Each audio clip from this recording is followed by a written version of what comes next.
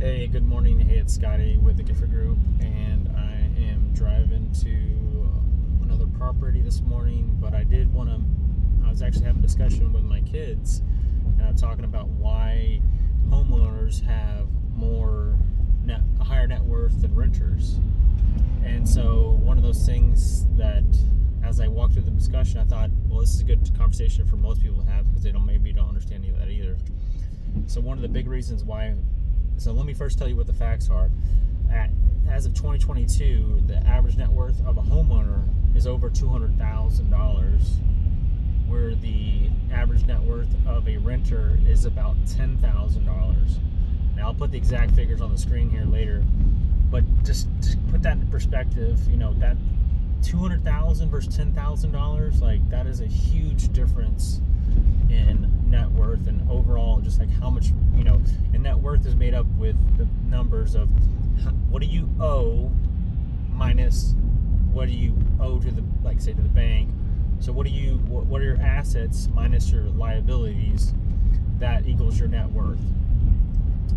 So when you look at why that is, there's a couple reasons and we can dive into those, but just to keep it, the biggest reason obviously is that they own the house, which is normally appreciating. It's an appreciating asset, right? And it's a forced savings account, and there's tax savings with that. It's normally not taxed, those earnings and growth. You're using leverage.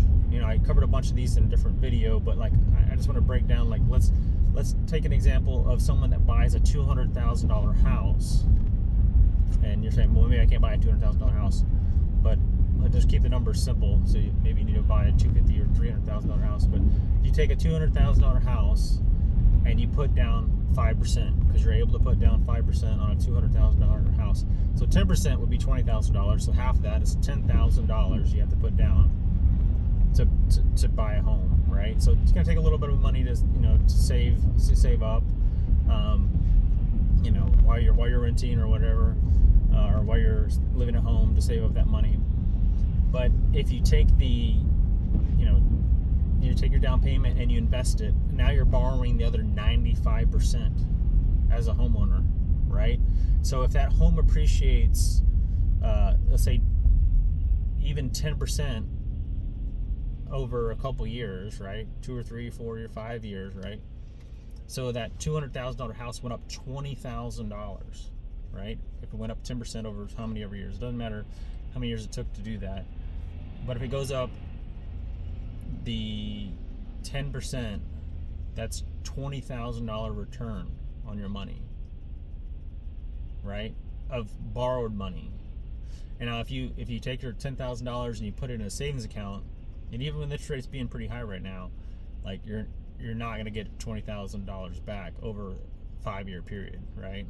But you're talking about 100% return on your money essentially, because you put in $10,000 as a down payment, and now you have $20,000 of gained equity, and that $20,000 is tax free, right? Because if you live in the property more than 2 out of the last 5, you don't owe any gains on that. You don't owe any taxes on those gains of the property.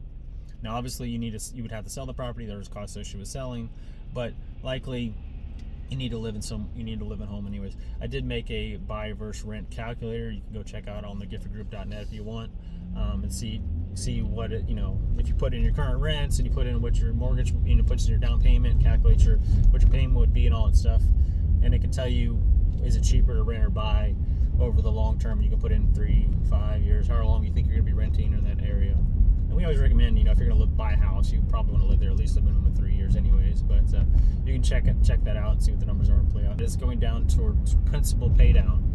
So part of your mortgage is principal, part of it's interest. In other words, probably taxes or insurance, right?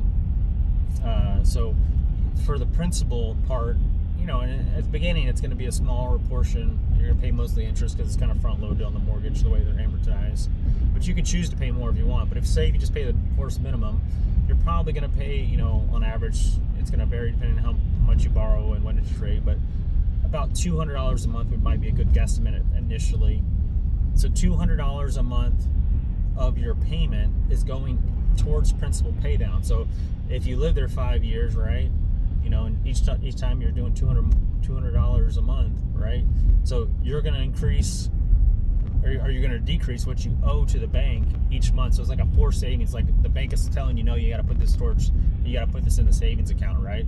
Versus spending it. So portion of that is always, it's called the forced savings essentially in a way. So because you're having to put money towards the down payment or towards the principal to pay down what you owe to the bank, right?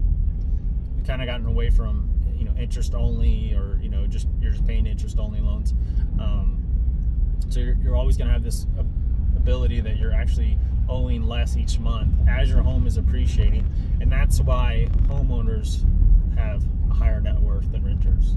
So I won't dive into the other facets. I did write an article about how the average homeowner has 40 times the wealth of a renter, and you know, that statistic's holding up pretty true for the past 30 years. So if you want to go check that out, I'll put a link to that article below, so you just go check that out if you want. But hopefully you found this video helpful. And, you know, it just shows one more reason why you should be looking to be a homeowner versus a renter over the long term and the short term. You know, the best time to buy a house in real estate was 20 years ago. Second best time to buy a house is going to be today. All right, have a good day.